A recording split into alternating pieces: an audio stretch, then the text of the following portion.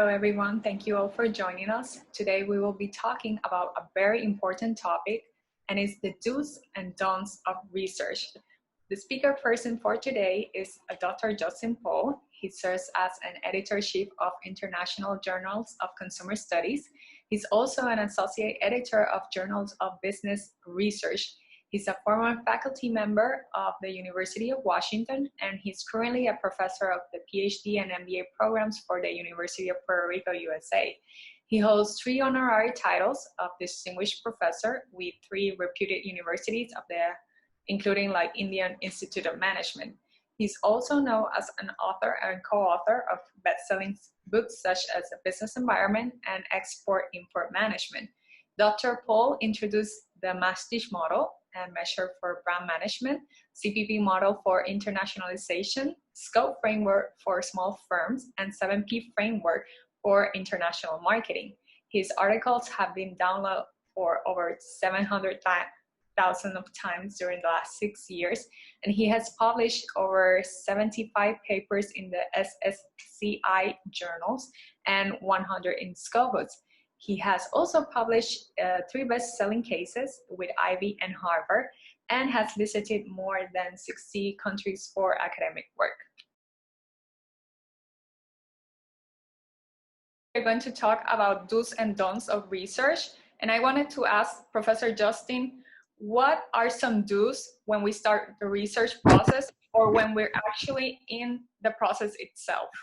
Thank you, Tatiana, for this interview. It's my pleasure to talk about do's and don'ts of publishing research paper and submitting papers to academic journals. It's very important because many people make mistakes and their paper gets rejected after 2 or 3 or 4 months. To avoid such kind of mistakes, it is important for everyone to know about what are the things expected and what are the do's and what are the don'ts. I share my experience as an author of more than 100 articles, and I also share my experience of serving as editor of thousands of articles, as editor-in-chief of International Journal of Consumer Studies, and as an associate editor of Journal of Business Research and European Management Journal. I believe what I'm going to talk is going to be useful for you, and in case if you implement some of these do's, and your chances of acceptance in a good journal will be relatively high. Perfect. So do you think when we do a research, we should highlight like the originality of the paper?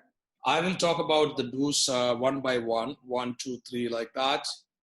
For example, the first point that I would like to highlight is that I would like to stress is when you know, so in a research paper, you have a conceptual dimension, presentation dimension, and analytical dimension. As part of presentation dimension, you have to first do that I would recommend is you have to highlight you have to focus, or you have to present what is original in your paper. Originality of the paper need to be highlighted in different sections of your research paper. In abstract, you can have 1 sentence about originality. In introduction, you can talk about 2 or 3 sentences can be about originality. And in discussion and conclusion, you have to talk about originality in detail.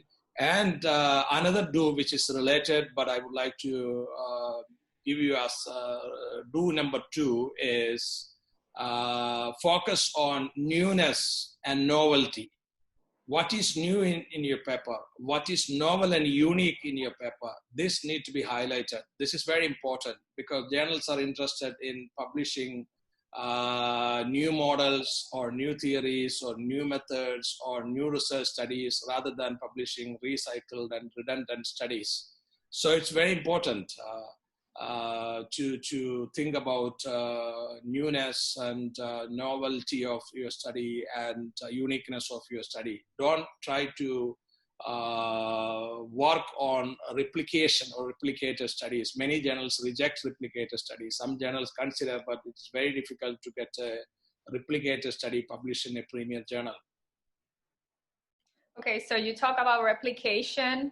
Can you expand more? Is it about plagiarism also? Yes, replication and plagiarism are 2 different issues. Plagiarism is another issue which I would like to mentioned as number 3 do's. Do number 3 is check for plagiarism. Generate similarity report using a software like Turnitin or Identicate or any other software, and look at the percentage of similarity. You should not have more than 20% similarity, and you should not have more than 5% of your work copied from one single source. Keep in mind these things are important. Otherwise, your paper will be desk rejected if your paper is found to be plagiarized, and you will also have negative reputation in academia if you submit plagiarized work. A lot of people submit plagiarized work, but you know, so this is a problem in the field. Yeah, I have a couple of other do's. May I go ahead? Yeah, sure. So about the plagiarism, if I don't have a software, for example, like you mentioned before, what other tools can I use to check if my paper has plagiarism or not? 90% of universities in the world have plagiarism checking software. So in case if a university is not having it, you can contact librarian and they can find software in any other university and find it, and inter-university libraries and everything is possible these days, and governments are giving plagiarized software to check plagiarism in most countries these days, and to maintain their reputations and so on. It is like a certification for exports, and similarly in academics, plagiarism check is very important. And next do, which I would like to highlight, is follow generalized approach. When you write a research paper, follow generalized approach. Generalized approach is required in academic journal because journals are interested in publishing articles that are useful for global audience. In order to in order to have an article for global audience, you should have, authors should submit papers that have generalized approach, which means you should begin your article with the topic of your article rather than beginning your article with your country context. Don't highlight your country context in your research paper. You may be patriotic, but don't highlight your country too much in your research paper. Journals are interested in considering articles for global audience. They are not interested in considering articles for people from your country. So you need to focus on the topic or the theme of your work rather than focusing on your country if you want to get an article published in a truly global academic journal. That is good to know, because most of us sometimes use our country, but yeah, like you mentioned before, it could be better approach if we go to use it more generalized. So you mentioned also, like, is it important to cite recent papers? Like how much is the time of citation, like from, I don't know, 10 years, 5 years, 2 years? Which are the best? Yeah, this is very important because many researchers, when they submit papers with very old studies. So this creates bad impression in the minds of editors and reviewers, because if you don't have recent citation, that means it shows that, or it simply means that you are not taking enough effort to understand what are the recent developments in the field and what are the recent publications in the field. So it also carries an impression that if you have only old citations in your work, in your paper, it also carries the impression that you copied those old literature from some other studies. So you have to create an impression, and you have to also make sure that you have to identify research gap based on recent studies. You should have several studies published during last 3 years. If you don't have studies published during last 3 years cited in your paper, your chances of getting acceptance is not high. Your paper might get rejected if you are writing a paper with outdated citation. Make sure that you have an updated work and up to date. You have to be up to date to get a research paper accepted. Okay, that is a good detail. Also, with the research paper, is it important to get somebody to edit our, for example, English, if you're doing a research in English, or like the proofread? Yes, because English editing and proofreading is very critical, because you may be knowledgeable and competent. However, you need someone else's help to improve the quality of language. Journals will accept a paper only if it is written in perfect English. If it has some problem, journals will reject your paper. The average acceptance of most journals is 5 to 8% these days. The job is to reject more than 90% of papers. So that way, they will reject your paper in case if it is written in a poor language, in case it has grammatical errors and such kind of issues. So there are a lot of freelance editors available these days. There are websites like Upwork.com and so many other freelancers. Otherwise you can use your own student service. You can find someone to do this kind of service. You can offer them some kind of, compensation for doing the service, and then you need to get it English edited in case if your English language capability is not really of global standard. Yeah. So, and talking about, for example, format of your research paper, how important is the tables and figures? Yes, this is a very important question. I would say that in a research paper, most of the editors and reviewers look at analytical dimension in your paper. If you write in a narrative way without tables and figures, your article might get rejected because intellectual rigor and analytical capability is not revealed in a narrative article. So many of them find rigor and relevance only if you have useful tables and figures. So make sure that your article has at least 4 tables and 1 figure. It can be 6 tables or 5 tables and 2 figures, but at least 4 tables and 1 figure. And also that with useful content. Just for the sake of creating tables and figures, don't create tables and figures. It has to be with useful content. It has to be useful in long run, not only in short run.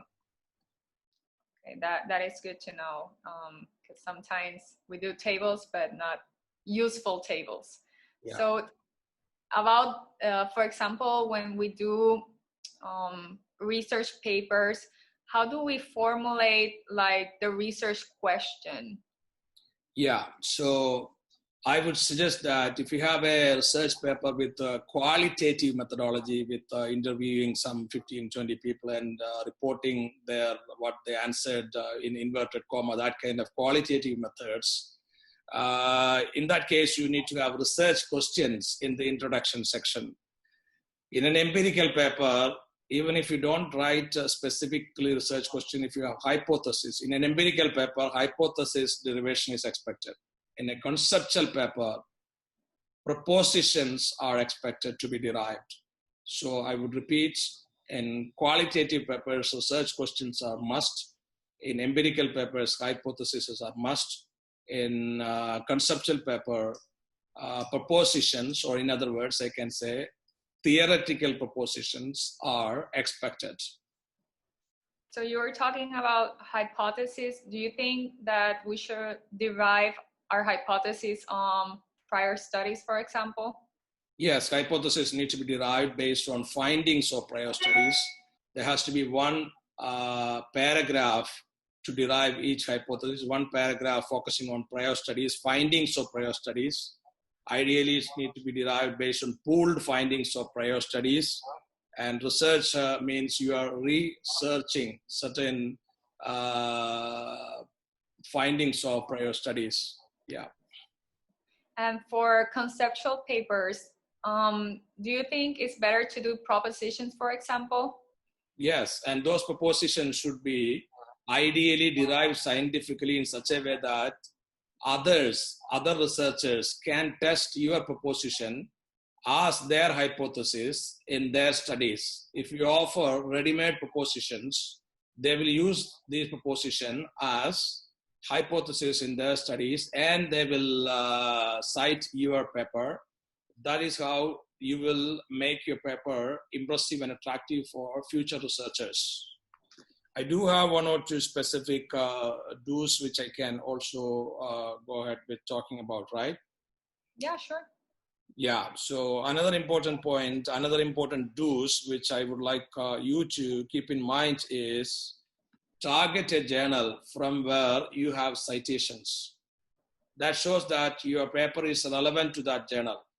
In case if your reference list does not have it does not have a citation from the journal from where you are planning to submit, that means your paper is not relevant to that journal. So make sure that you submit your journal from where you have cited at least one paper.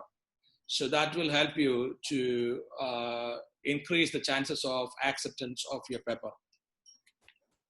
Great. That is very good to know.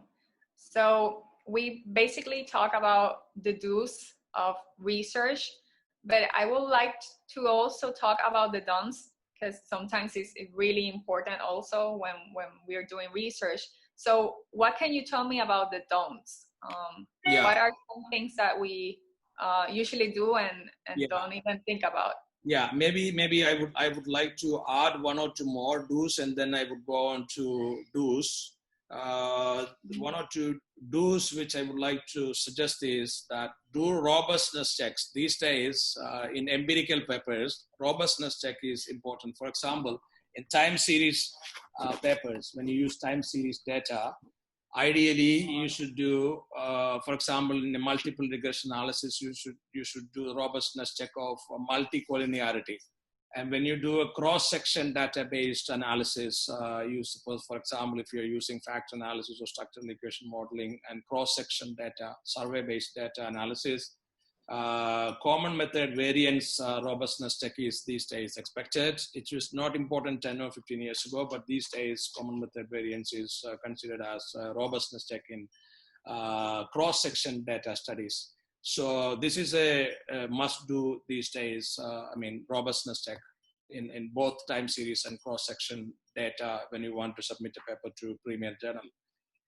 And another do which I would like to focus is use a recently or use a theory or theoretical framework which is not considered as repeatedly used theory or relatively new theory, a theory which is which has uniqueness and theoretical flavor is important. And if you use a relatively new theory, you have a better chance. You can use an old theory too, provided that theory is not used in thousands of studies.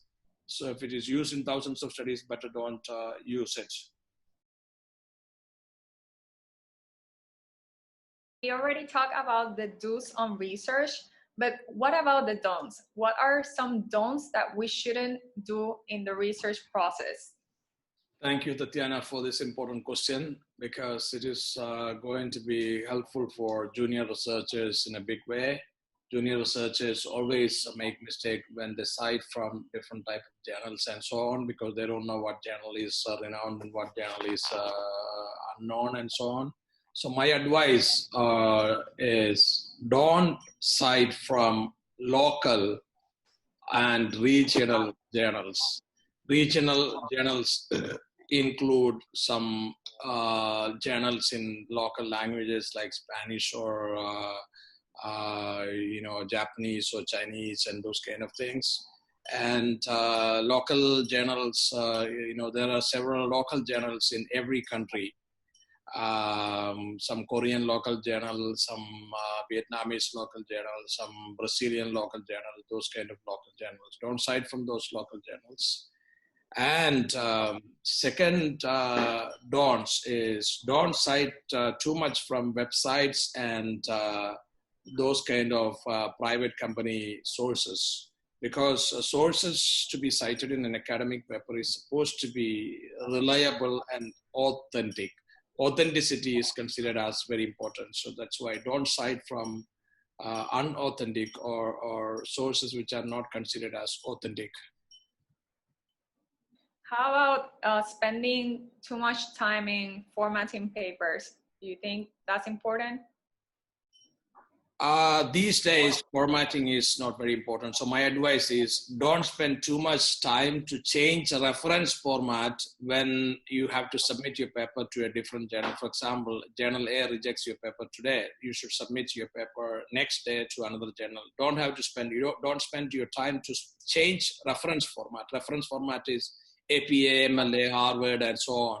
So, but most of the journals permit free format reference submission these days. 10 years ago, I used to worry too much about changing format for every new submission. So every researcher used to worry too much. But nowadays, journals don't care too much about format of references. So you can submit, you can save time. So use that time for academic work and save time.